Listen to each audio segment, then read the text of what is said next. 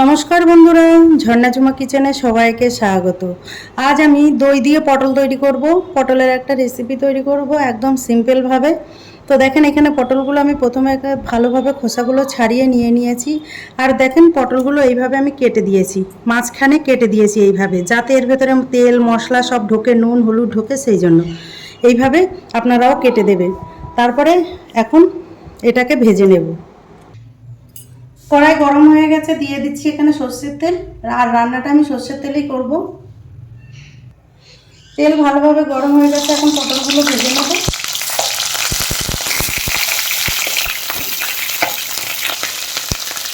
দিয়ে দিচ্ছি নুন।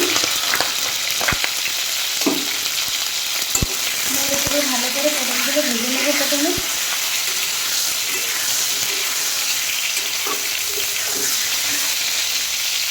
আর গ্যাসের ফ্লেমটা কিন্তু মিডিয়াম রাখতে হবে, নাহলে পটল পুড়ে যাবে। এখানে আমি মিক্সির জার নিয়েছি। মিক্সির জারের মধ্যে দিয়ে দিচ্ছি কাঁচা লঙ্কা, আর দিয়ে দিচ্ছি কিছুটা চিনে বাদাম। এগুলোকে শুকনো খোলায় ভেজে নিয়েছি। দিয়ে দিলাম টক দই। এখন এটাকে ভালো করে পেস্ট করে নেব। দেখেন ভালো করে পেস্ট করে নিয়েছি। দেখেন পটলগুলো কিন্তু হাফ ভাজা হয়ে গেছে, আর একটুখানি ভাজতে হবে।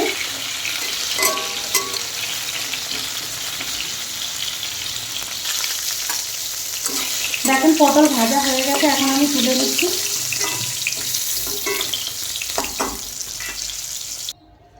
এখন আমি ফোড়ন দিয়ে দিচ্ছি। দিয়ে দিলাম 5 ফোড়ন,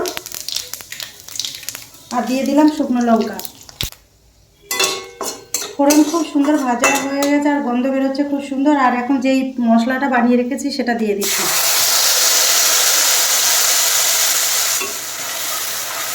নেড়ে চেড়ে একটুখানি কষিয়ে নেব। মিক্সির জার ধুয়ে জল দিয়ে দিলাম। এখন আমি দিয়ে দিচ্ছি দেখেন কাশ্মীরি রেড চিলি পাউডার। দিয়ে একটুখানি নেড়ে দেব। আর কাশ্মীরি রেড চিলি পাউডার দেওয়াতে একটু বেশ সুন্দর কালার হবে। দিয়ে দিচ্ছি এখন ভেজে রাখা পটল। পটল দিয়ে দেওয়ার পরে একটু নেড়ে চেড়ে নেব। দিয়ে দিলাম টেস্ট হিসাবে নুন। পটলে কিন্তু সামান্য নুন দেওয়া আছে, তো বুঝে দিতে হবে নুনটা। আর দিয়ে দিলাম চিনি। চিনিটা চাইলে কিন্তু স্কিপ করতে পারেন, কিন্তু দিলে খুব ভালো লাগবে। যেহেতু টক দই দিয়ে বানাচ্ছি, তো একটু চিনি দিলে টেস্টের ব্যালেন্সটা ঠিক থাকবে।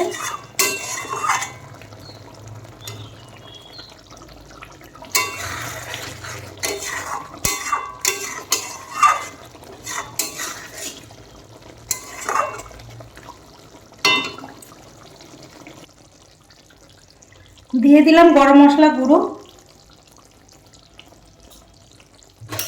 এখন নেড়ে চেড়ে ভালো করে মিশিয়ে দেব। দেখেন দই পটল তৈরি হয়ে গেছে, এখন নামিয়ে নেব। এর মধ্যে চাইলে কিন্তু আপনারা একটু ঘি দিতে পারেন, আমি দিলাম না। যেহেতু দই দিয়ে রান্না করছি, তাই দেওয়ার কোনো দরকারও নেই। দেখেন কি সুন্দর বেরিয়ে গেছে এখান থেকে তেল ঘি সব।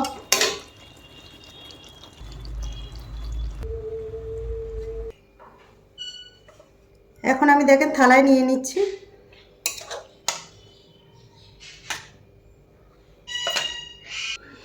তৈরি হয়ে গেছে দই পটল। এই রেসিপিটা যদি আপনাদের ভালো লাগে, তাহলে আমার চ্যানেলটাকে সাবস্ক্রাইব করবেন, লাইক করবেন, কমেন্ট করবেন, আর অবশ্যই শেয়ার করবেন।